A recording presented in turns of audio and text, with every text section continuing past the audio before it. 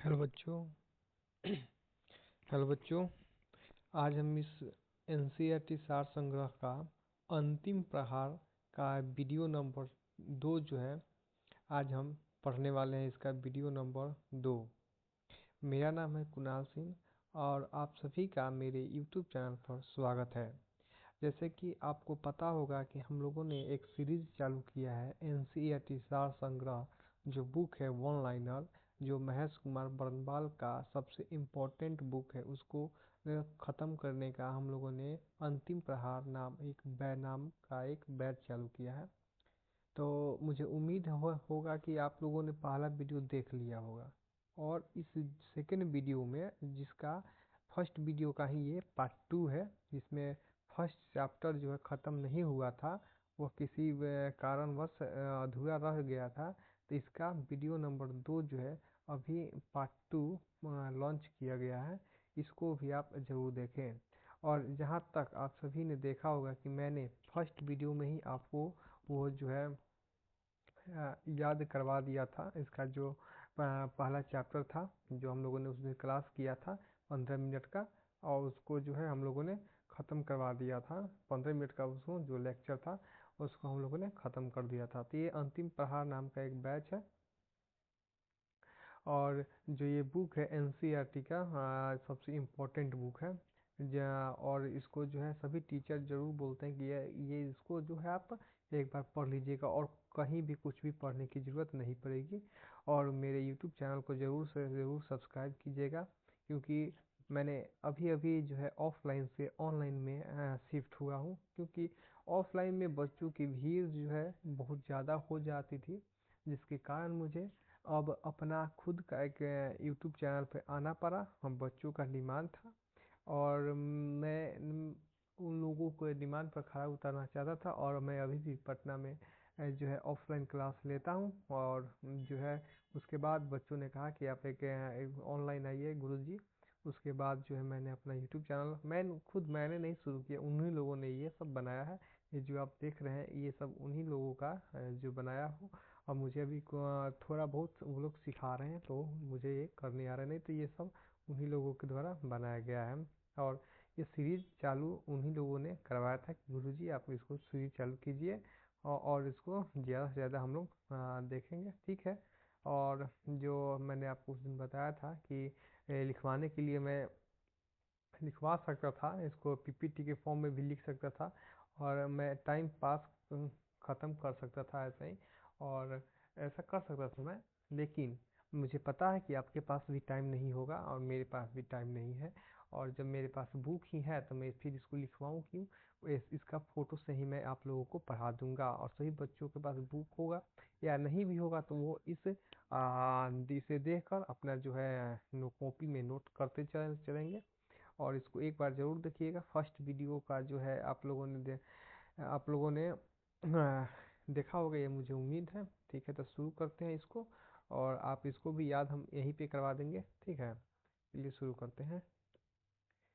पहला है भारत की संविधान सभा की पहली बैठक कब हुई थी। कब हुई थी? तो 9 दिसंबर 1946 को हुआ था। कब हुआ था? 9 दिसंबर 1946 को जो है ये हुआ था। फिर 9 दिसंबर 1946 को हुआ था पहली बैठक, ठीक है। हम भारतीय संविधान का प्रथम प्रारूप फर्स्ट ड्राफ्ट जो है सर बी.एन. राव ने तैयार किया था। फर्स्ट ड्राफ्ट अगर बोलेगा, प्रथम प्रारूप किसने किया था? बी.एन. राव ने किया था। और पहली बैठक संविधान सभा की कब हुई थी? तो 9 दिसंबर 1946 को हुई थी, ठीक है। संविधान सभा का अस्थाई अध्यक्ष, देखिए अस्थाई अध्यक्ष पूछा है तो डॉक्टर राजेंद्र प्रसाद हो जाएगा। और अस्थाई का आप लोग कमेंट में जरूर बताइएगा कि अस्थाई अध्यक्ष कौन थे, ठीक है। कौन थे अस्थाई अध्यक्ष कौन थे? संविधान सभा में पंडित नेहरू द्वारा उद्देश्य प्रस्ताव कब प्रस्तुत किया गया था? बताइएगा कि जो है उद्देश्य प्रस्ताव कब प्रस्तुत किया गया था। तो 13 दिसंबर 1946 को, 13 दिसंबर 1946 को जो है उद्देश्य प्रस्ताव जो कि प्रस्तुत किया गया था। नेहरू द्वारा प्रस्तुत उद्देश्य प्रस्ताव को स्वीकृति कब दी गई थी? उन्होंने तो 13 दिसंबर को उन्होंने प्रस्तुत कर दिया, लेकिन इनको स्वीकृति मिली थी 22 जनवरी 1947 को। ठीक है, 22 जनवरी 1947 को जो है इनको ये स्वीकृति मिली थी। ठीक है, भारतीय संविधान के निर्माण काल में सभा में कुल कितने अधिवेशन हुए थे? कितने सेशन हुए थे? ये बहुत इंपॉर्टेंट क्वेश्चन है ये जो, कितने सेशन हुए थे, और हर सेशन को आप जरूर एक बार देख लीजिएगा। 11 सेशन हुए थे। ठीक है, 11 सेशन हुए थे। भारतीय संविधान के निर्माण में संविधान सभा को कितना समय लगा? तो इसको आप 2 वर्ष 11 महीना और 18 दिन का टाइम लगा था तो बनकर तैयार होने में। ठीक है,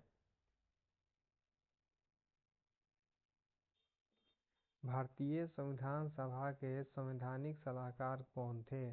तो सर बी एन राव। कौन थे? सर बी एन राव थे। देखिए आप जो है इसको ऐसे ही पढ़ते रहिएगा, ये जरूर याद हो जाएगा। और ये जरूरी नहीं कि आप इसको रट्टा मारे, रट्टा नहीं मारना है, बस आपको इसको पढ़ना है। ये 15 मिनट का वीडियो रहता है, आप इसको 1-2 बार देखते रहिएगा, ऐसे ही याद हो जाएगा। ठीक है, भारत की संविधान सभा में वर्तमान रूप से राष्ट्रीय ध्वज को कब अपनाया गया था? तो 22 जुलाई 1947 को जो है इसको अपनाया गया था, जुलाई में अपनाया गया था। ठीक है, संविधान सभा की प्रथम बैठक की अध्यक्षता, देखिए आ गया ना क्वेश्चन यहाँ पे, प्रथम बैठक की अध्यक्षता किसने किया था? सच्चिदानंद सिन्हा ने, जो कि अस्थायी अध्यक्ष थे। कौन थे? अस्थायी अध्यक्ष थे। भारत का संविधान कब स्वीकार किया गया था? तो 26 नवंबर 1949 को स्वीकार किया गया था। 26 नवंबर 1949 को स्वीकार किया गया था। भारतीय संविधान पूर्णतः कब लागू हुआ? 26 जनवरी 1950 को ये पूर्णतः लागू हो गया था। ये जो डिस्क्रिप्शन में दिया हुआ है इसको एक बार पढ़ लीजिएगा कि 9 दिसंबर 1946 को संविधान सभा की प्रथम बैठक हुई, जिसमें डॉक्टर सच्चिदानंद सिन्हा को अस्थायी अध्यक्ष चुना गया। 11 दिसंबर 1946 राजेंद्र प्रसाद अस्थायी अध्यक्ष चुना गया संविधान सभा का प्रथम। इसको आप एक बार देख लीजिएगा, ये जो आप पढ़े हैं उसी का डिस्क्रिप्शन है ये, और ये आप एक बार इसको देख लीजिएगा जरूर। भारत का संविधान मूलतः 2 भाषाओं में, हिंदी और इंग्लिश में लिखा गया है, और सभी सदस्यों इन दोनों प्रतियों पर हस्ताक्षर किया है। ठीक है,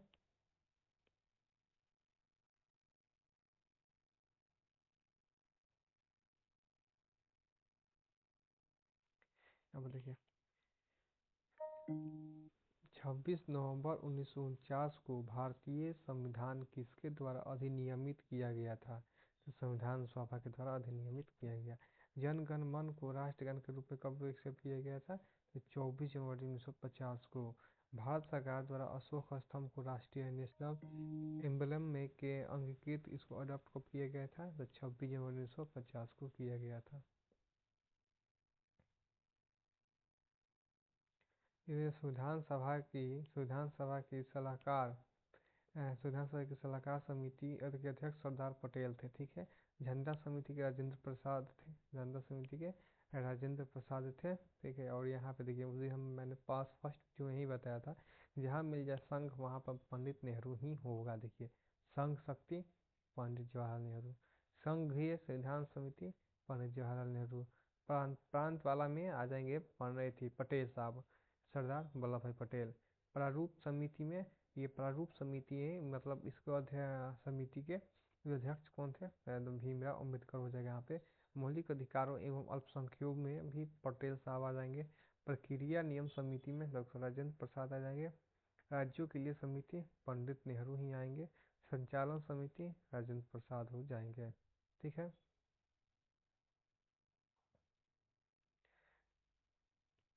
संविधान सभा के कार्यों की समिति के अध्यक्ष कौन थे? तो जीवी मावलंकर थे। ठीक है, फिर यहाँ पे भी एक डिस्क्रिप्शन दिया गया है, जो आप इसको पढ़ लीजिएगा एक बार, या जो है नोट डाउन कर लीजिएगा अगर आपको इम्पोर्टेंट लगे, लेकिन उतना इम्पोर्टेंट नहीं है, बस आप इसको एक बार देख लीजिएगा। संविधान सभा ने डॉक्टर बी आर अम्बेडकर की अध्यक्षता में प्रारूप समिति का गठन कब किया? 19 अगस्त 1947। बी आर अम्बेडकर का संविधान सभा निर्वाचन किस प्रेसिडेंसी में हुआ था? मुंबई प्रेसिडेंसी में, ये 1946 से 47। बच्चों मिलते हैं अगले वीडियो में, और ये जो है वीडियो 10 मिनट का ही बना, और आप इसका स्क्रीनशॉट ले सकते हैं। यहाँ पे 1 मिनट आधा आधा का ले लीजिएगा, इसका ये पे स्क्रीनशॉट ले लीजिए। फिर आप इसका ले लीजिए स्क्रीनशॉट। मिलते हैं अगले वीडियो में।